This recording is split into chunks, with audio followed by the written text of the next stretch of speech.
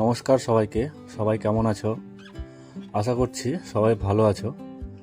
তো বন্ধুরা, আজ রবিবার ছুটির দিন, তাই বন্ধুকে নিয়ে বেরিয়ে পড়লাম ইউটিউবে ব্লগ ভিডিও বানাতে। আমাদের প্রথম ব্লগ ভিডিও এটা। জায়গাটা দেখে বুঝতেই পারছেন, আমরা চলে এসেছি বোলপুর শান্তিনিকেতন শহর থেকে মাত্র 7 কিলোমিটার দূরে কোপাই নদীর তীরে অবস্থিত কঙ্কালীতলা মন্দির কঙ্কালী মায়ের কাছে। আমরা আমাদের জার্নিটা শুরু করলাম কঙ্কালী মায়ের আশীর্বাদ নিয়েই। তো বন্ধুরা, চলো শুরু করি আজকের ভিডিও।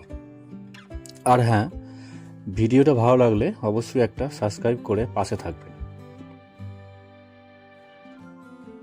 বীরভূম জেলার বোলপুর শহর থেকে মাত্র 7 কিলোমিটার দূরে কোপাই নদীর তীরে অবস্থিত এই মন্দিরটির নাম কঙ্কালীতলা।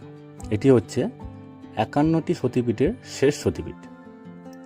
বোলপুর শান্তিনিকেতন বেড়াতে এসেছেন আর এই মন্দিরে আসেননি বা পুজো দেননি এমন মানুষ খুব কমই আছে।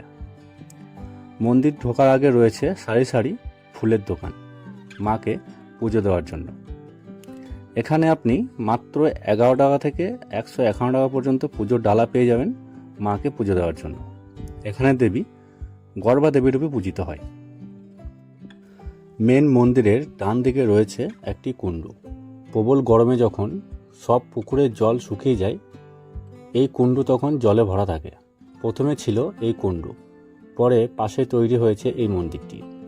আজও এই কুণ্ডুর জলে নামতে সাহস পান না ভক্তরা। তারা মনে করেন সেখানে রয়েছে দেবী সতীর কঙ্কাল, তাই কুণ্ডে নামলে তাদের ক্ষতি হবে। আর এই কুণ্ডের জলে বেশ কিছু পাথর রয়েছে, যেগুলি দেবী দেহের অংশ বলেই বিশ্বাস ভক্তদের। কথিত আছে কঙ্কালীতলার কুণ্ডুর সঙ্গে কাশ্মীরের মণিকর্ণিকা ঘাটের সরাসরি যোগ আছে। পীঠ নির্ণয় অনুসারে এখানে সতীর কাঁধ বা কোমরের অংশ পড়েছিল, সেই কারণে এই পীঠের নাম কঙ্কালীতলা। এক সময় যেখানে ভিড় দেখাই যেত না, সেই কঙ্কালীতলা মন্দিরে উপচে পড়েছে ভক্তের সমাগম। প্রত্যেক দিন হাজার হাজার মানুষ আসছেন এখানে পুজো দিতে। প্রাচীনকালে জায়গাটি কাঞ্চি নামে প্রসিদ্ধ ছিল। তন্ত্রচূড়ামণিতে এই স্থানের উল্লেখ রয়েছে। আর পাশেই রয়েছে একটি শিব মন্দির। শিবভক্ত কাঞ্চিরাজ কোপাই নদীর ধারে প্রতিষ্ঠিত করেছিলেন এই শিব মন্দির, যে কারণে এখানকার শিবলিঙ্গ কাঞ্চীশ্বর শিবলিঙ্গ নামে পরিচিত।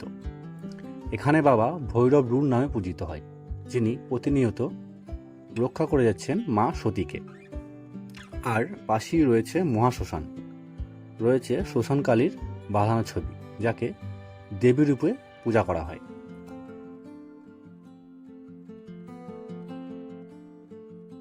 তো বন্ধুরা, আজকের ভিডিও এই পর্যন্তই।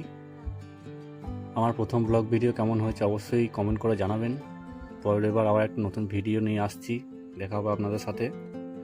সকলকে অনেক অনেক ধন্যবাদ পাশে থাকার জন্য।